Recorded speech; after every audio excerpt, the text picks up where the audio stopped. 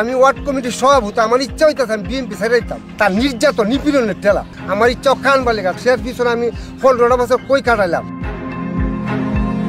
গত 5 আগস্ট শেখ হাসিনা সরকারের পতনের পর চাঁদাবাজি, দখলদারিত্ব, মামলা বাণিজ্য, হয়রানি সহ নানা অভিযোগ ওঠে কিশোরগঞ্জ জেলার অষ্টগ্রাম উপজেলা বিএনপির সভাপতি সৈয়দ সাইদ আহমেদের বিরুদ্ধে। আর এসব অভিযোগ তুলেছেন তার নিজ দলের নেতাকর্মী ও সাধারণ মানুষ।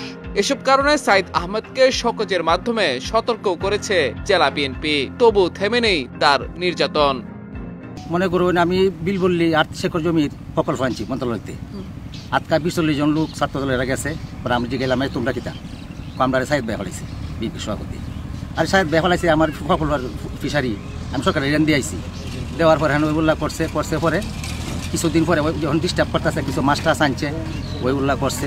পরে সে 2 লক্ষ টাকা আমাদের বাড়ির নদীর থেকে বারগানটা সে নিচ্ছে। এরা নাকি টাকা পয়সা দিয়া আসামির থেকে বাতিল হয়েছে। আর আমাদের দলের সভাপতি, বিএনপির সভাপতি আমাদের দলের বিশাল ক্ষতি করতেছে এই মামলাগুলো হয়ে আসে। আমার স্বামীরা 60 থেকে 65 বছর, আর এক ছাত্র দল লেখাপড়া করে এরও দিছে, আমার এই ছেলেরও দিছে। ওখানে আমার কি করে আমি চলি, কি করে খাই, বাড়ি ছাড়া ঘর ছাড়া। আমি ওয়ার্ড কমিটির সভাপতি, আমার ইচ্ছা হইতেছে আমি বিএনপি ছেড়াইতাম। আমার অন্তত আমার বুট ছিল নিজ 350 বুট আছে, 400 বুট আছে। এই বুট লয়ে আমি একবার ছেড়াইতাম বিএনপি। আমার মনে যেতেছে তার নির্যাতন নিপীড়নের ঠেলা আমার ইচ্ছা খান বালিকা শের পিছনে আমি 15 বছর কই কাটাইলাম। কিছু আওয়ামী লীগের দোসর কুলাঙ্গারদেরকে ডেকে এনে টাকা নিয়ে এই সাইড আমাদের মধ্যে বিভাজন সৃষ্টি করছে, আমাদের ইউনিয়নের 2টা ভাগ করে ফেলছে। আমাদের যে বিএনপির যে ভাবমূর্তি যে ভালো ছিল ওনার কারণে উনি চাইতেছে দ্বিতীয় একটা জয়নাল হাজির অস্ত্রগ্রাম তৈরি হয়েছে। তবে এসব অভিযোগ অস্বীকার করেছেন অভিযুক্ত এই বিএনপি নেতা।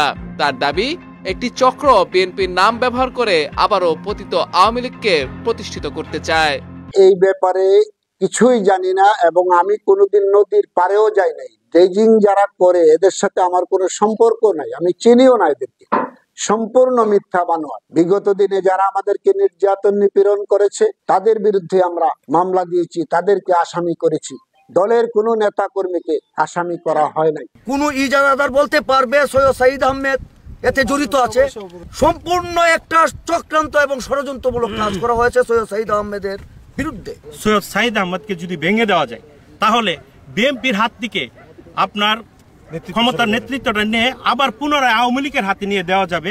এদিকে সাইদ আহমেদ বিএনপির পরীক্ষিত নেতা উল্লেখ করে তার বিরুদ্ধে একটি মহল প্রোপাগান্ডা ছড়াচ্ছে বলে দাবি করেন কিশোরগঞ্জ জেলা বিএনপির সাধারণ সম্পাদক মাজহারুল ইসলাম। তো সাইদের বিরুদ্ধে যে অভিযোগটা করছে আমরা জানি সাইদ দীর্ঘদিনের ত্যাগী নেতা।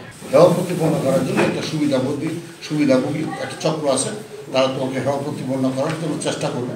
তুমি সতর্ক থাকবে, সে যথেষ্ট সতর্ক আছে এবং যে অভিযোগগুলো করা হয়েছে আমরা মনে হয় না এইগুলোর সত্যতা আছে।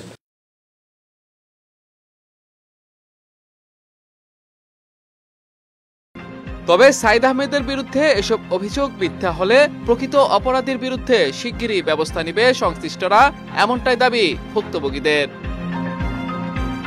বিজয় টিভি নিউজ ডেস্ক।